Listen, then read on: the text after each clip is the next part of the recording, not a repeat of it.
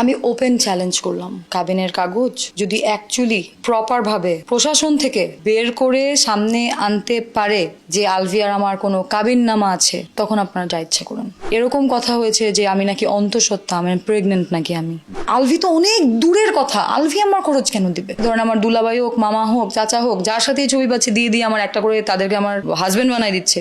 আমার বোনের বাচ্চার সাথে ছবি নিয়ে তারা ভাইরাল করে দিছে যে এটা নাকি আমার বাচ্চা। যদি তারা আমার ফ্যামিলিকে হ্যারাস করে তাহলে তারাও এক ধরনের ক্রিমিনালেই পরিণত হবে। ও সবই জানতো, ও আলভির পুরা জীবনের এই 14 বছরের সব হিস্ট্রিও জানতো। বা ইকরা ধরেন আমার চুলের মুঠি ধরে বললো যে আমার জামার সাথে তুই কাজ করবি না। আমি আমার ইহো জীবনে কারো কাছ থেকে দামি দামি গিফট নেই নাই। কেউ বলছে আইন বিশ্বাস করি না, আমাদেরকে দে, আমাদের সামনে না ছাইরা দে, ওরে এই করব, ওরে সেই করব।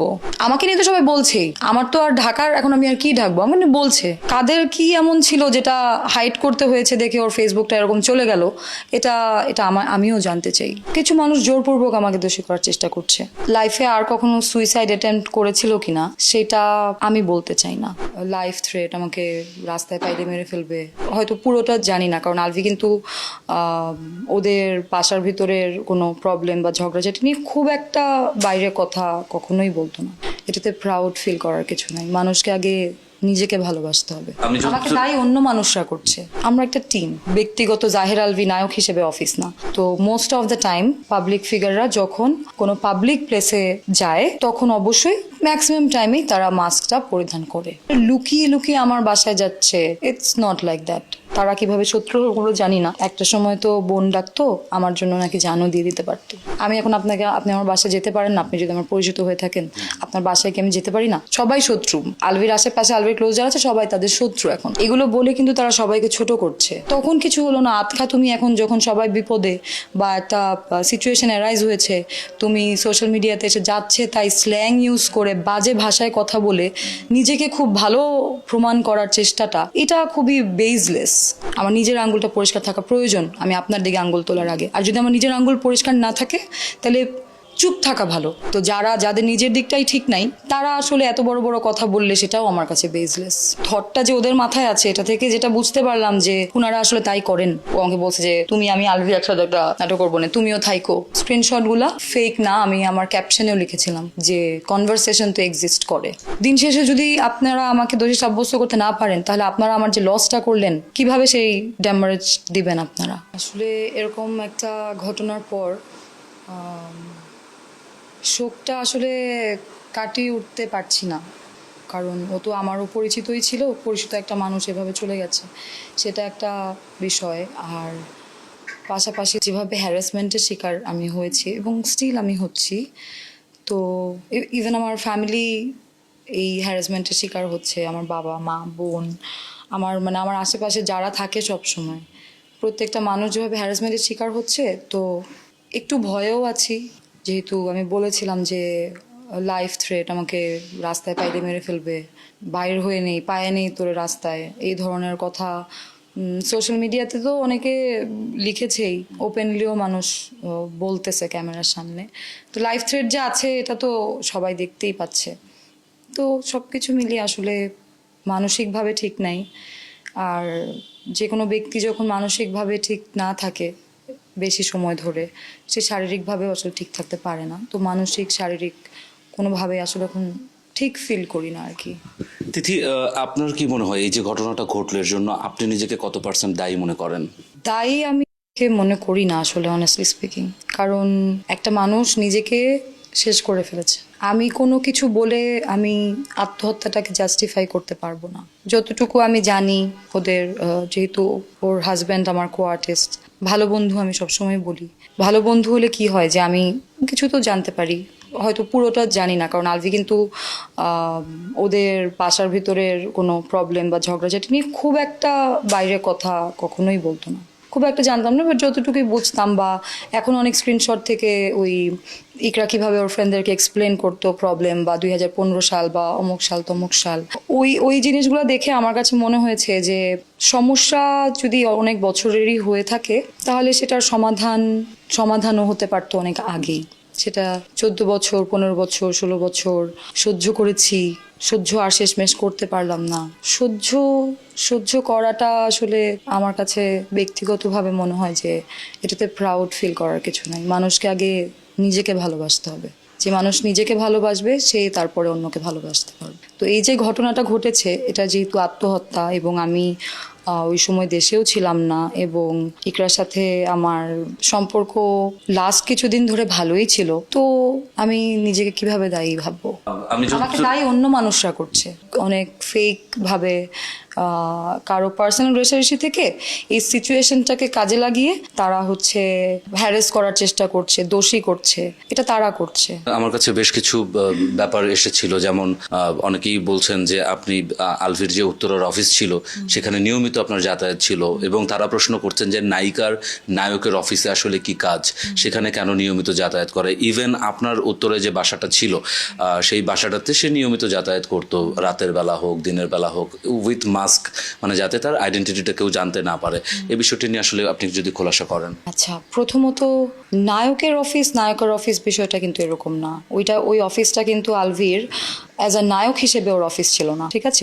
ওর কিন্তু একটা ব্যবসা প্রতিষ্ঠানও আছে, কিংস প্রোডাকশন, আমরা জানি। তো সেখানে আমাদের একটা টিম আছে, যেই টিমের মেম্বার আমি, যে টিমের মেম্বারে ডিওপি আছে, নায়িকা আছে, অ্যাসিস্ট্যান্ট ডিরেক্টর আছে, ডিরেক্টর আছে, আরও আর্টিস্ট আছে।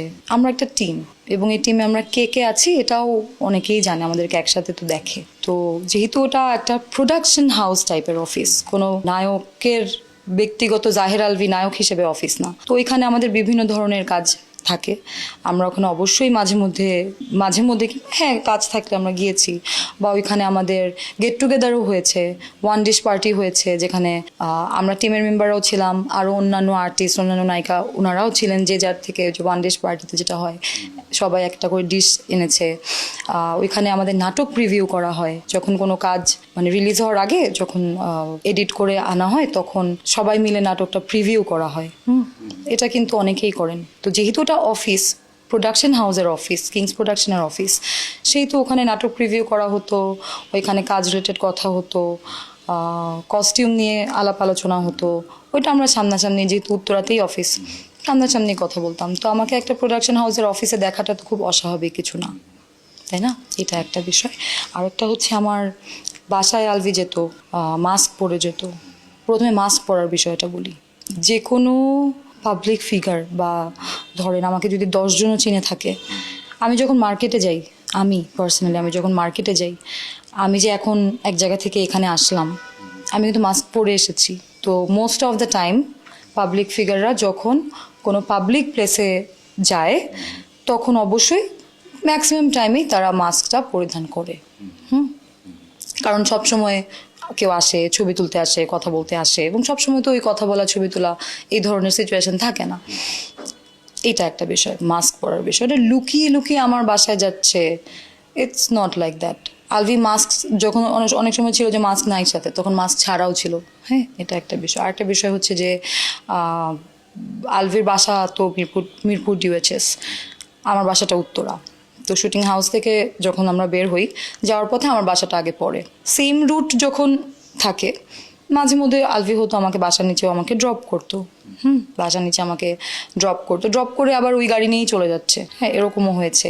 আবার এরকমও হয়েছে যে হ্যাঁ আমার বাসায় আলভি উঠেছে, এবং শুধু আলভি তো না, আমাদের টিমের যে বাকি মেম্বাররা তারাও আমার বাসায় গিয়েছে। আমরা সবাই একসাথে ডিনার করেছি, একসাথে আড্ডা দিয়েছি। এটাও তো আসলে ইন্ডাস্ট্রিতে নতুন কিছু না। কলিগের বাসায় কলিগ যাবে, আড্ডা দিবে, গল্প করবে, সবাই মিলে আমাদের আড্ডা হয়। এবং এখন যারা আমাদের টিমে নাই, বা তারা কিভাবে শত্রু হলো জানি না, একটা সময় তো বোন ডাকতো, আমার জন্য নাকি জানও দিয়ে দিতে পারতো। তারাও কিন্তু আমার বাসায় গিয়েছে, আমার বাসায় বহু ভাত খেয়েছে, আমার বাসায় আড্ডা দিয়েছে। তো আমার বাসায় যাওয়ার ব্যাপারটা, এটা কিন্তু খুব নেগেটিভ কিছু না। আমরা অন্যান্য সেলিব্রিটিদেরকেও দেখি যে তাদের বাসায় ইনভিটেশন, বা বাকিরা যাচ্ছে, বন্ধু বান্ধবরা যাচ্ছে। তো বন্ধু বান্ধব বাসায় যেতে পারে না? আমি এখন আপনি আমার বাসায় যেতে পারেন না, আপনি যদি আমার পরিচিত হয়ে থাকেন, আপনার বাসায় কি আমি যেতে পারি না? বিষয়টা এরকম আর কি। আমি তো বলি নাই যে আলভি আমার বাসায় যায় নাই জীবনও, তাই না? যেটা বললেন সেটা হচ্ছে যে আপনার সঙ্গে ভালো সম্পর্ক, আপনার একসঙ্গে কাজ করেন বন্ধুর মতো, সেভাবে বাসায় গিয়েছে, কিন্তু কথাটা কিন্তু ওভাবে না এসে একটু অন্যভাবেই এসেছে যে আপনাদের মধ্যে যে একটা পরকীয়ার যে একটা সম্পর্ক ছিল, যেটা পাবলিক বলছে যে আপনাদের সঙ্গে প্রেম ছিল, এবং আপনাদের টিমের অনেকেই একদম কনফার্ম করে বলতেছে মিডিয়ার সামনে যে আপনাদের সঙ্গে প্রেম ছিল। আসলে প্রেম কি না, এটা আসলে কি ছিল? টিমের অনেকে যারা বলছে তারা কি এখন আমাদের টিমে আছে? তারা আমাদের টিমে এখন নেই।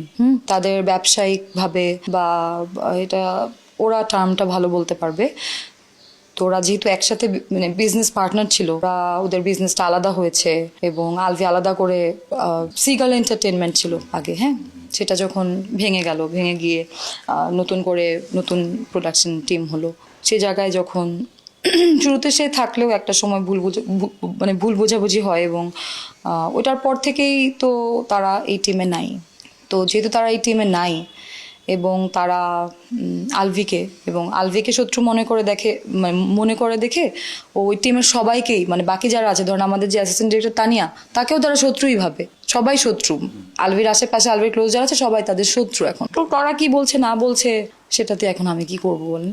আপনি খেয়াল করেছেন কিনা যে আপনাকে এবং আলভিকে জড়িয়ে একটা কথা মানসী প্রকৃতি নামে একজন অভিনেত্রী তিনি বলছিলেন যে তার কোনো একটা শুটিং সেটে গিয়ে, আদিবাসী মিজানের একটা শুটিং সেটে গিয়ে আপনারা জাস্ট শুটিং সেটে ঢুকেই আপনারা একটা রুমের মধ্যে চলে যান এবং বেশ লম্বা সময় ধরে সেখানেই থাকেন, বা শুটিংয়ের গ্যাপে গ্যাপে আপনারা রুমে চলে যান, দরজা লক করে রাখেন, আরও অনেকভাবেই সে কথাগুলো বলেছে। সো এই ব্যাপারটা আসলে কতটুকু সত্য? বা প্রথমত আমি বলবো, এই ধরনের কথা বলে তারা আমাদের যে ইন্ডাস্ট্রি, আমাদের যে অ্যাক্টর, অ্যাক্ট্রেস, ডিরেক্টর যারা যারা শুটিংয়ে থাকে, এগুলো বলে কিন্তু তারা সবাইকে ছোট করছে। সাধারণ মানুষ মনে করবে শুটিংয়ে মনে হয় এগুলাই হয়, বাট শুটিংয়ে কিন্তু কাজ করে নিঃশ্বাস নেওয়ার মতো অবস্থাও মাঝে মধ্যে থাকে না আমাদের। একটু পরপর গেট বন্ধ করার মতো সিচুয়েশন শুটিংয়ে থাকে না। যেহেতু এটা ক্লেম করেছে, তো এটা তো তার হাজব্যান্ডের শুটিং, তার হাজব্যান্ড তো ডিরেক্টর ছিলেন, তখন তারা কিছু বলেনি কেন? এখন তারা কেন বলছে? এটার কি লজিক? তোমার যদি কিছু মনে হয় যে এটা তো রং, তুমি তো ওই সময় তুমি ভয়েস রেস করবা, কিছু না কিছু তো একটা হবে। তখন কিছু হলো না, আতখা তুমি এখন যখন সবাই বিপদে বা একটা সিচুয়েশন অ্যারাইজ হয়েছে, তুমি সোশ্যাল মিডিয়াতে এসে যাচ্ছে তাই স্ল্যাং ইউজ করে বাজে ভাষায় কথা বলে নিজেকে খুব ভালো প্রমাণ করার চেষ্টাটা, এটা খুবই বেসলেস। আসলে এইভাবে কথা আমি শুরু থেকেই বলতে চাইনি, বাট আমাকে আসলে মানে সিচুয়েশনগুলো এমন যে আমাকে বলতে হয়। আমি আপনার দিকে আঙ্গুল তোলার আগে আমার নিজের আঙ্গুলটা পরিষ্কার থাকতে হবে, আমার নিজের আঙ্গুলটা পরিষ্কার থাকা প্রয়োজন আমি আপনার দিকে আঙ্গুল তোলার আগে। আর যদি আমার নিজের আঙ্গুল পরিষ্কার না থাকে তাহলে চুপ থাকা ভালো। আর মিথ্যা কথা বা যা ইচ্ছা তা, যা মন চাচ্ছে তা, মানে যেভাবে দোষী করা যায় সবভাবে তুমি কথা বলবা, দিস ইজ ভেরি রং। আমরা কিন্তু সবার সম্পর্কে, ওনাদের সম্পর্কেও কিন্তু আমরা অনেক কিছু দেখেছি, ওটা কিন্তু আমাদেরকে খুঁটায় খুঁটায় বের করতে হয় নাই, ওটা ওনারাই সোশ্যাল মিডিয়ায় লাইভে এসে ছবি দিয়ে ওগুলোর স্ক্রিনশট, মানে ভিডিও, ওগুলো কিন্তু সবাই দেখেছে এবং স্টিল ওগুলো এক্সিস্ট করে। অন্যকে বলার আগে আমার মনে হয় নিজের দিকে তাকানোটা খুব জরুরি। তো যাদের নিজের দিকটাই ঠিক নাই তারা আসলে এত বড় বড় কথা বললে সেটাও আমার কাছে বেসলেস। কিছু স্ক্রিনশট পোস্ট করেছিলেন অভিনেতা জায়ের আলভির স্ত্রীর সঙ্গে, প্রয়াত স্ত্রীর সঙ্গে। সেই স্ক্রিনশটগুলো অনেকেই বলছে যে সেগুলো সত্য না, ফেক, আবার অনেকেই বলছে যে এগুলো আপনি এবং জায়ের আলভি দুজনে মিলে চ্যাটিং করে এগুলো বানিয়েছেন। স্ক্রিনশটগুলোর ব্যাপারে একটু জানতে চাই, যেগুলো কতটুকু সত্যি, কতটুকু ঠিকঠাক। প্রথমত এই যে দুইজন মিলে চ্যাট করে এটা বানানো যায়, বা এরকম এই থটটা যে ওদের মাথায় আছে, এটা থেকে যেটা বুঝতে পারলাম যে ওনারা আসলে তাই করেন, হ্যাঁ। এবং I can prove screenshot fake হতে পারে। এখন যদি আমি আপনাকে আমার ফোন বের করে আমি দেখাই, এটা তো আমার ফোন, এটা তো ফেসবুক মেসেঞ্জার, হ্যাঁ। আমি যেহেতু অনেকের নাম আছে এখানে, আমি সবার সামনে এভাবে স্ক্রল করব না, কিন্তু আমি ইকরা পর্যন্ত যাই, হ্যাঁ। ইকরার সাথে আমার লাস্ট কনভারসেশনে আমি যাই, এই যে ইকরার সাথে আমার কনভারসেশন লাস্ট স্যাটারডে, যেদিন ঘটনাটা ঘটে। আচ্ছা, এবার দেখেন ওর সাথে আমি যে কল দিচ্ছিলাম ওই দিন 28 ফেব্রুয়ারি 12:15, 12:16, 12:26, যে 8 মিনিট, 1 মিনিট, 2 মিনিট, এই টাইমগুলোতে কিন্তু ইকরাকে নিয়ে অর্ক হসপিটালের দিকে রওনা হচ্ছে বা সিচুয়েশনটা হচ্ছে যে কি অবস্থা, ওর কি নিঃশ্বাস, ও কি, ওর হার্টবিট কি চলছে বা কি হচ্ছে, এই যে 8 মিনিটের এটা, এই টাইমটাতে হচ্ছে এটা তখন সম্ভবত হসপিটালে অলরেডি। এবং আমি অর্ককে বলেছিলাম, অর্ক তুমি ফোনটা কেটো না, তুমি সাইডে যার সাথেই কথা বলো বলো, তুমি ফোনটা কেটো না, আমি লাইনে থাকি, আমি শুনি কি হচ্ছে, কারণ তখন তো একটা অস্থিরতার মুহূর্ত। ঠিক আছে, ওকে, এবার আসে কনভারসেশনে। এই দেখেন কনভারসেশন ফেক, এটা তো ফেক হতে পারে না, এটা তো ফেক হতে পারে না, এটা তো আপনি নিজের চোখেই দেখছেন। হ্যাঁ, এই যে ও আমাকে লিখেছে, অনেকে লিখেছে যে ডেট নাই কেন, ডেট শুরু হয় যে যখন কনভারসেশনটা শুরু হয় তখন থেকে, সব লেখার মাঝখানে তো ডেট থাকে না। আমি মানে কিছু কিছু স্ক্রিনশট তো এমন আছে যেগুলো কনভারসেশনের মাঝখানের স্ক্রিনশট, সেখানে তো ডেট থাকার কথা না। এই যে এখানে ডেট নাই, এই যে আজকে তোমার আলভির সাথে শুটিং না, না কেন, রিজিক গেছে তো শুটে, ভাবলাম তুমি আসো, ঠিক আছে তাহলে বলতাম একটু কেয়ার করতে, ও আচ্ছা, মানে চোখে চোখে রাখতে। আমি লিখলাম গতকাল ছিলাম আজকে নাই। তারপরে ওর ফ্রেন্ডদেরকে নিয়ে আমাকে, এই যে তুমি মিডেলের না, তুমি মিডলে না, ও লিখেছে আমি মিডলে, রিজিক আমাদের মিডলে। এই যে এই কনভারসেশনগুলো, এগুলোর স্ক্রিনশট আমি দিয়েছি, এগুলোর স্ক্রিনশট আমি দিয়েছি, ঠিক আছে। তো এই যে ওকে আমি এখানে বুঝাচ্ছি যে আসলেই অনেক কাজের প্রেশার থাকে রে, ওই যে এই যে ও থাকে না, ও যে ওর হাজব্যান্ডকে নিয়ে কথা বলছে, আমি কিন্তু ওকে উস্কাচ্ছি না, আমি কিন্তু ওর সাথে সুন্দর করে কথা বলছি। এরপরে এই যে ও যে লিখেছে রিজিক আছে, এটাই তো, এই যে এই কনভারসেশনগুলো, হ্যাঁ এই কনভারসেশনগুলো, এই যে ইউএসএর কথাও আমাকে বলছে ও ইউএসএ চলে যাবে। হ্যাঁ, আমি ওকে লিখেছি যে কি যে বলতো আলভি, ঢাকা গেলে সব ঠিক হয়ে যাবে, দূরে আছে তো তাই যন্ত্রণা হচ্ছে। হ্যাঁ, এই যে আমি ওকেগুলো লিখেছি। এবার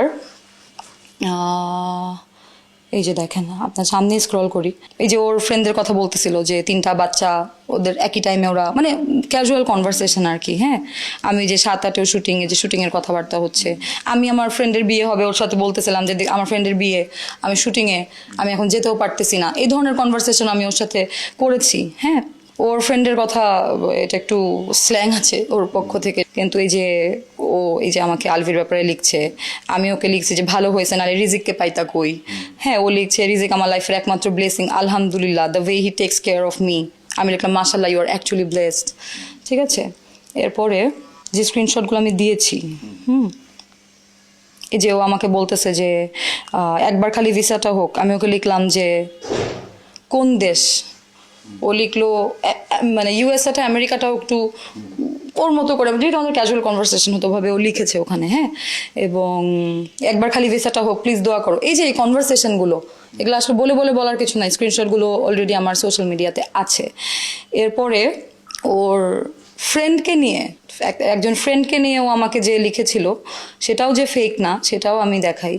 আমার আসলে এখানে ফেক করার, এই যে ও আমাকে 31 একসাথে নেপালে যেতে বলছিল।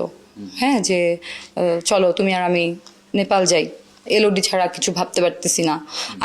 আমিও বলতেছি যে আমার বেস্ট ফ্রেন্ড চলে যাবে, মনে হয় না হবে। ও বলতেছে তোমার আর আমার টিকিট আমি দেখতেছি। আমি একটু ফিনান্সিয়াল কথা বলতেছিলাম ওকে, যে এখন এতগুলো টাকা খরচ করতে পারবো না নেপালে গিয়ে।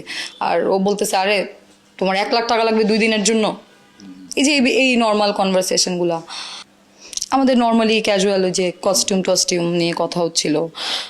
তারপরে এই যে ও নিজে লিখেছে, দেখেন যে ও লিখেছে আদিবাসী মিজান ডিরেক্টর নাম দিয়ে লিখেছিল, এখানে স্ক্রিনশটটা অ্যাভেলেবেল আছে। আমি ওকে লিখছি যে রিজিককে শুটিংয়ে দিয়ে যায়, ও দরকার পড়লে তুমি কাজ করো।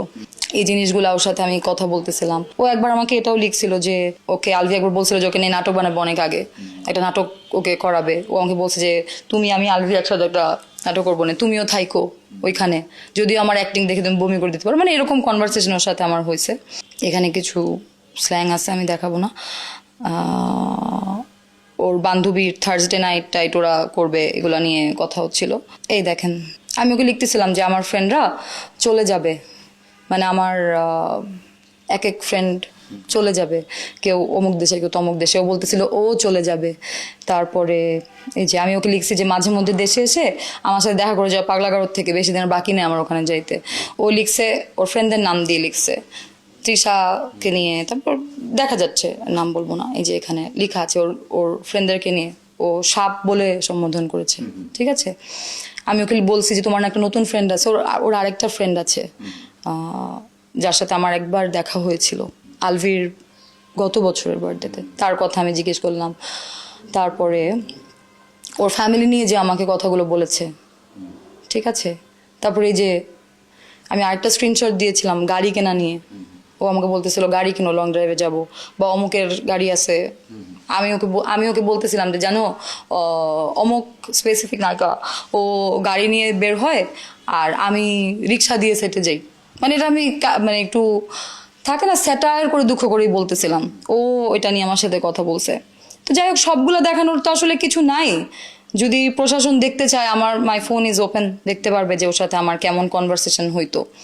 এবং এরকমও আছে যে ও আমার সাথে মানে অনেক আগে একবার হয়েছে যে হঠাৎ করে ও আমার সাথে ট্রিগারি কথা বলা শুরু করতো। হ্যাঁ, অনেক আগে একবার এরকম হচ্ছে, ট্রিগারি কথা বলতো। আবার ও একটা টাইম পরে আমার সাথে স্বাভাবিকভাবে কথা বলতো। কিন্তু লাস্টবার যখন ও আমার সাথে স্বাভাবিক হয় আলভির বার্থডে সময়ের পর থেকে কিন্তু ও আমার সাথে স্বাভাবিকই থাকতো। এবং আমি অনেক জায়গায় অনেক গণমাধ্যমে আমি বলেছি যে ওর সাথে আমার বিভিন্ন জায়গায় ক্যাফে, তারপরে পার্লারে যাওয়া, ওর বাসায় যাওয়া, এগুলো কিন্তু হয়েছে, ঠিক আছে। সো স্ক্রিনশটগুলো ফেক না, আমি আমার ক্যাপশনেও লিখেছিলাম যে কনভারসেশন তো এক্সিস্ট করে। আমরা একটা খবর পেয়েছিলাম বা এক জায়গায় দেখেছি যে ইকরার মধ্যে সুইসাইডাল ব্যাপার ছিল আগের থেকেই, এবং এর আগেও বেশ কয়েকবার এরকম সে অ্যাটেম্প নিয়েছিল। এই ব্যাপারটা আপনি কতটুকু জানেন? সুসাইডাল ব্যাপারটা আমরা ওর একটা 2015 স্ক্রিনশট দেখেছি, যদিও জানি না ফেক না কি, বাট দেখেছি। যেহেতু ওর আপন মানুষরাই দিয়েছে, সত্যই হবে। তো সেখানে কিন্তু সুইসাইডের কথাই বলেছে।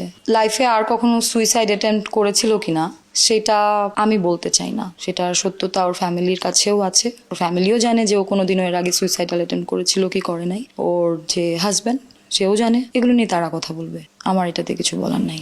শেষ আলভির সঙ্গে আপনার কবে কথা হয়েছে এবং কি কথা হয়েছে? আলভির সাথে নেপালে থাকা অবস্থায় যখন আমরা জানতে পারি ওই সময়তে অবশ্যই আমরা সবাই ওর পাশেই ছিলাম। অ্যাজ আ ফ্রেন্ড আমারও পাশেই থাকার কথা, ওই মোমেন্টে পাশেই ছিলাম। বাট আমরা যেদিন চলে আসি, মানে ঘটনাটা যেদিন ঘটে 28 তারিখ, 1 তারিখে আমরা ব্যাক করি। একদম এয়ারপোর্ট পর্যন্ত আলভিও আসে। এয়ারপোর্ট বলতে একদম ইমিগ্রেশন ক্রসও করে আলভি।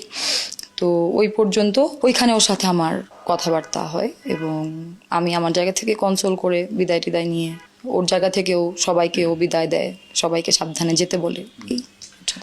আমরা এই ইকরার আত্মহত্যার ঠিক কয়েকদিনের মধ্যে দেখলাম ওর ফেসবুক আইডি ডিএক্টিভ হয়ে গেল বা ডিলিট হয়ে গেল, এবং অনেকেই মনে করছে যে ইটস আ প্ল্যান এবং এই প্ল্যানটা হচ্ছে আপনি এবং আলভি মিলেই করছেন। এটা আসলে কি বলবেন আপনি? আমিও জানতে চাই আসলে ওর ফেসবুকটা ডিসেবল না deactivate what ever it is, সেটা কেন হয়েছে, সেটা কারা করেছে, এটা আমিও জানতে চাই। সো আমার দিক থেকে এটা হয় নাই, এটা আমি জানি, এটা আমি খুব কনফিডেন্টের সাথে বলতে পারি। এবং আরেকটা বিষয় বলি, আমার কিন্তু ডিরেক্টলি খুব কম মানুষের সাথে পরিচয়। আমি যদি একদম অনেস্টলি বলি, আমার একদম ডিরেক্ট কোনো এই ধরনের কাজ যারা করে তাদের সাথে আমার আসলে পরিচয়ও নাই ওভাবে। যাই হোক, এটা তো আর আমি করি নাই। এখন এটা কারা করেছে, কি এমন ছিল ওর ফোনে, আমাকে নিয়ে তো সবাই বলছেই। আমার তো আর ঢাকার, এখন আমি আর কি ঢাকবো, আমার বলছে, তাই না? তো কাদের কি এমন ছিল যেটা হাইড করতে হয়েছে দেখে ওর ফেসবুকটা এরকম চলে গেল, এটা এটা আমিও জানতে চাই। যখন আইনিভাবে জিনিসটার প্রসেস শুরু হবে, I am eager to know that. গতকালকে এফডিসিতে একটা মানববন্ধন হলো এবং ওখানে আপনি এবং আলভি, আপনাদের দুজনের বিচার চাওয়া হচ্ছে, সেটা আপনি দেখেছেন কিনা? দেখেছি, অবশ্যই দেখেছি।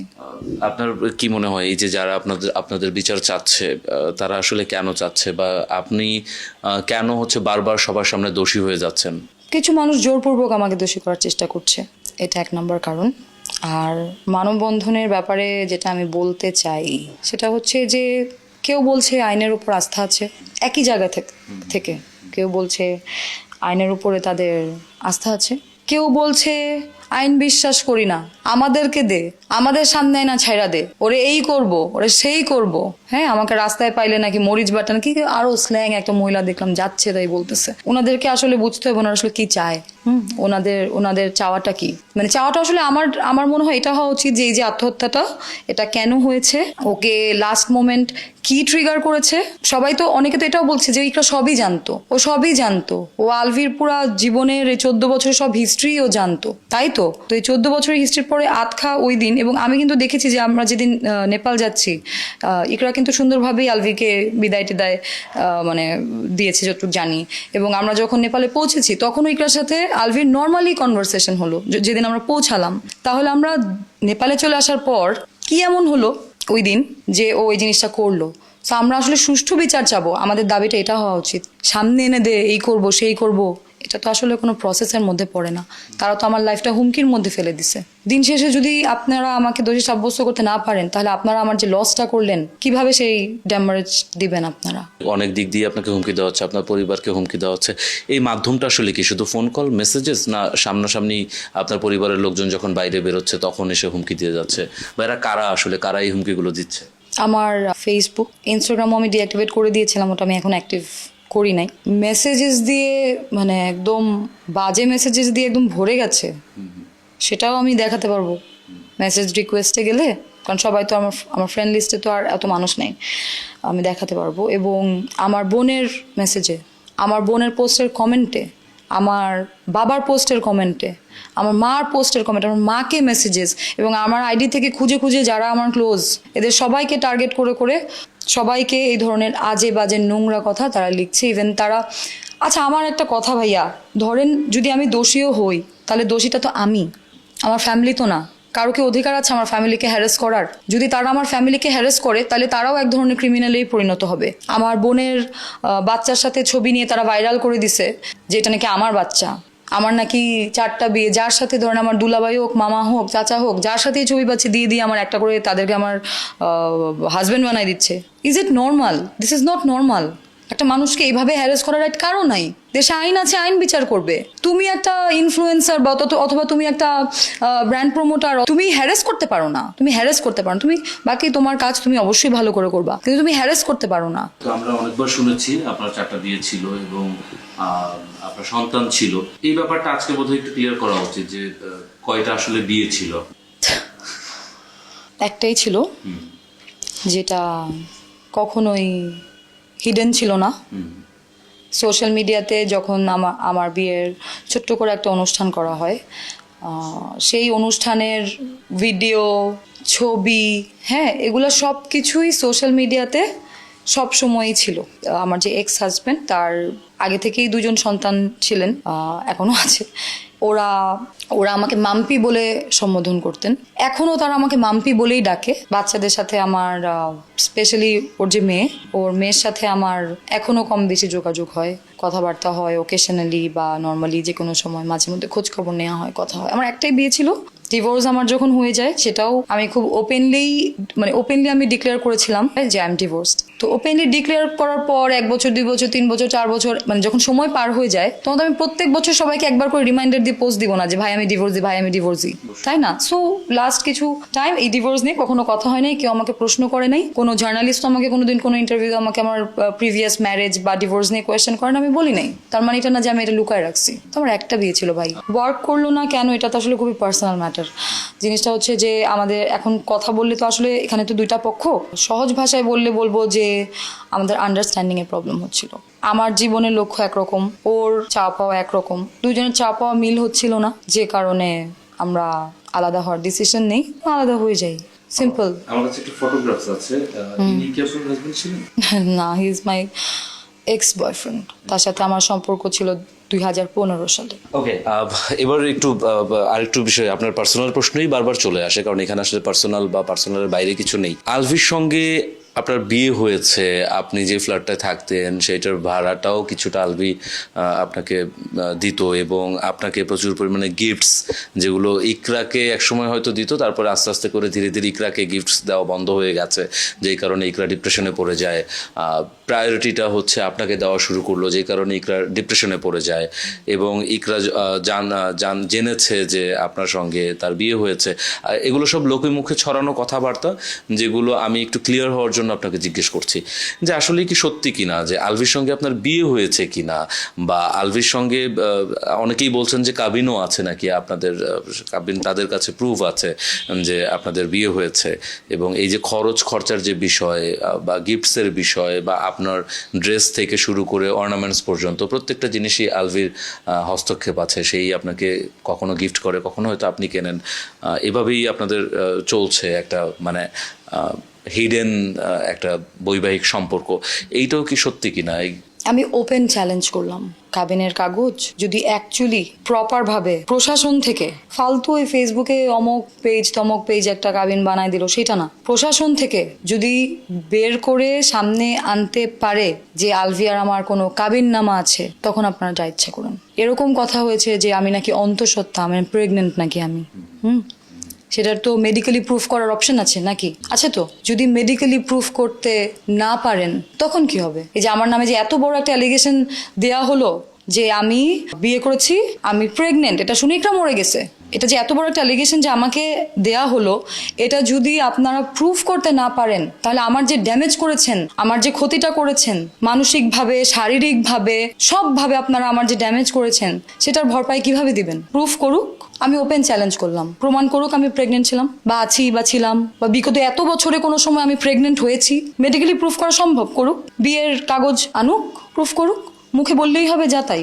এইটা একটা বিষয়, আমি এই বিষয়ে আমি ওপেন চ্যালেঞ্জ করলাম। আরেকটা বিষয় হচ্ছে, আমার বাড়ি এলাকাতে আমি আমার অ্যাকাউন্ট থেকে টাকা পাঠাই, এটা আমি বলতে পারবো। কিন্তু এখন এটা আমি বললে অনেকে বলবে আপনার অ্যাকাউন্টে তাহলে আলবি পাঠাইছে, বলতেই পারে, যার যা মন চায় এখন বলার যুগ, বলতেছে। কিন্তু আমার ব্যক্তিগত জীবনের কোনো খরচ আমি কিন্তু আমার বাবার থেকেও নেই না।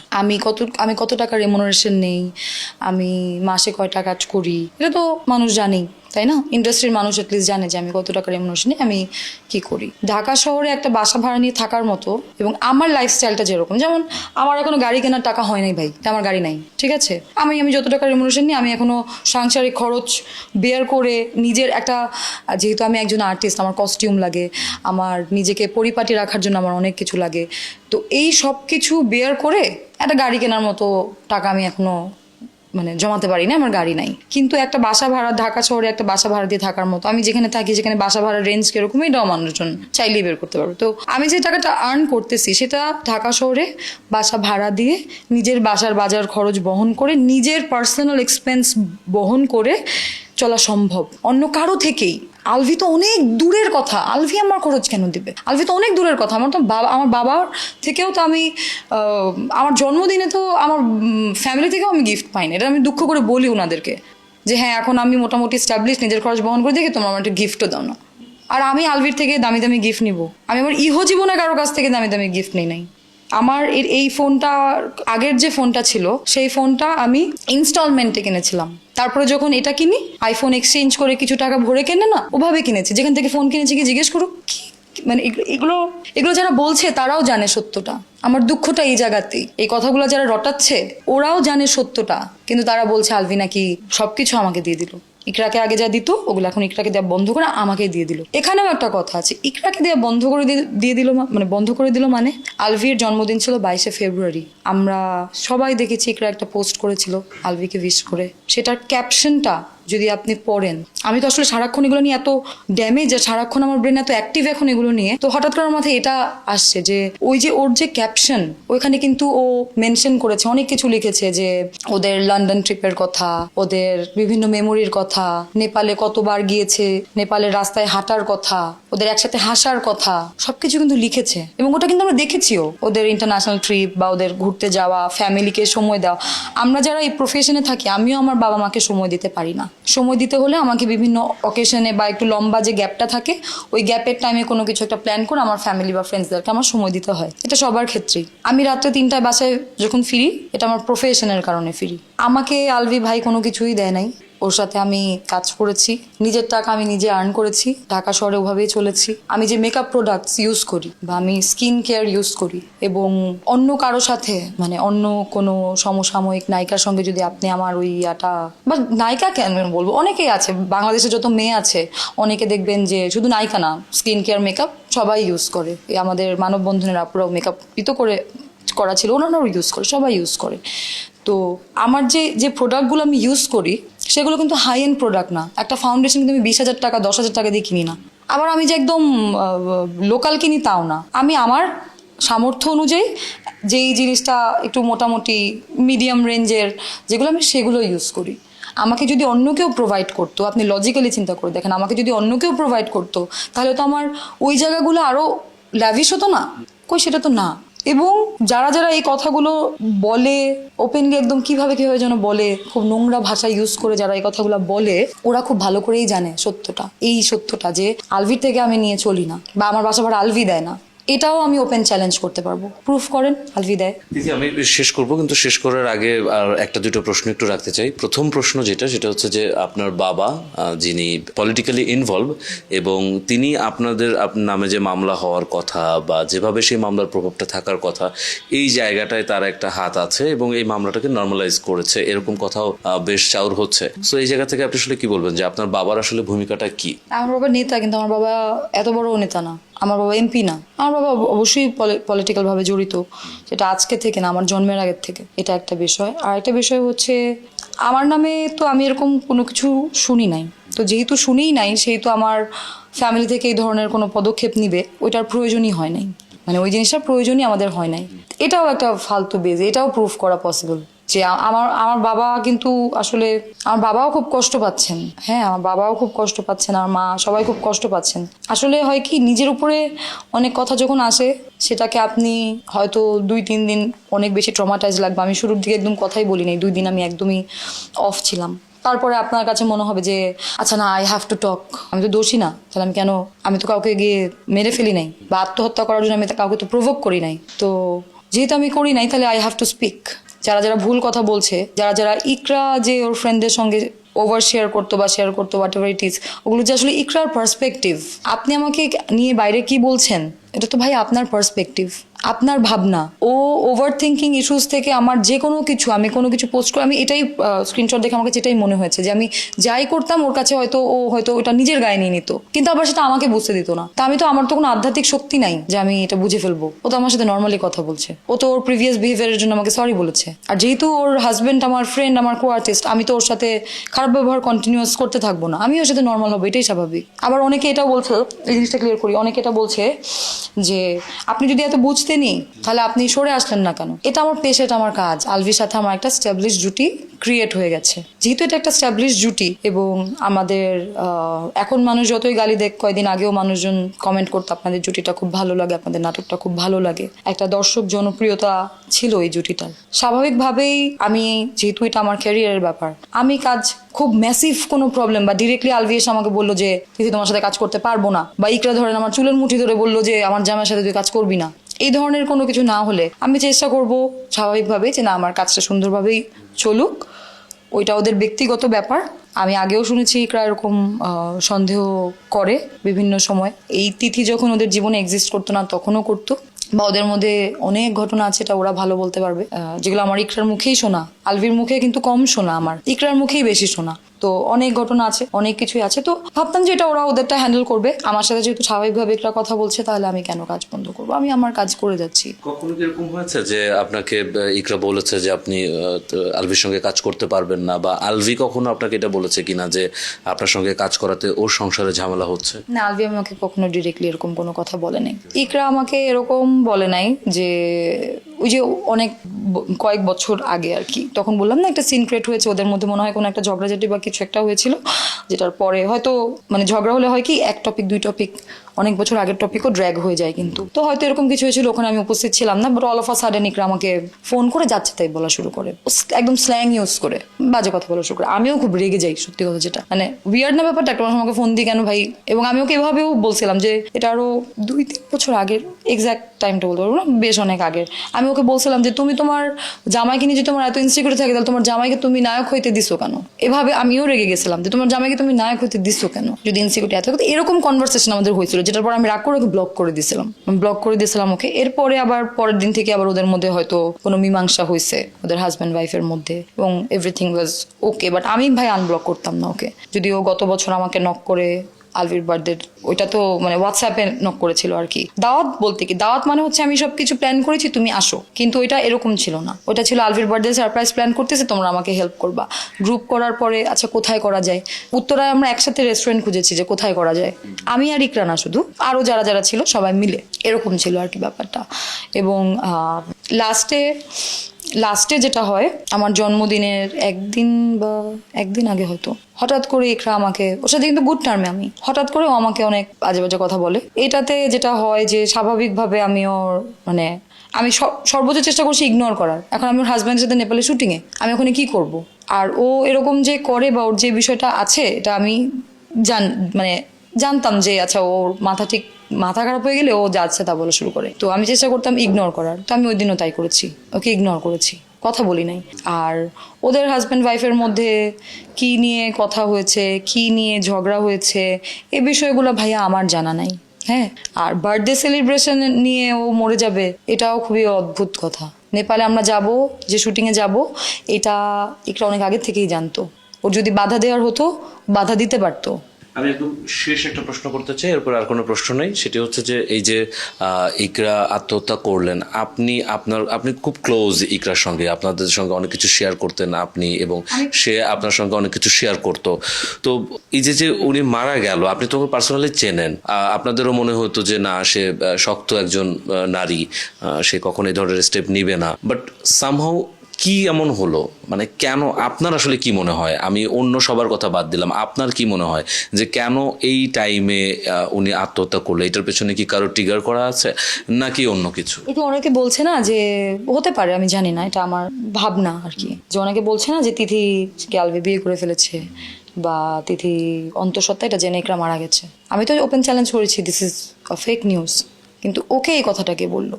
কেউ একজন তোকে, যদি এই কারণে হয়ে থাকে তাহলে কেউ একজন ওকে কথাটা বলেছে, কে বললো, কারা বললো? তো সেই অ্যাকচুয়ালি তো আসলেই জানি না যে কেন করেছে।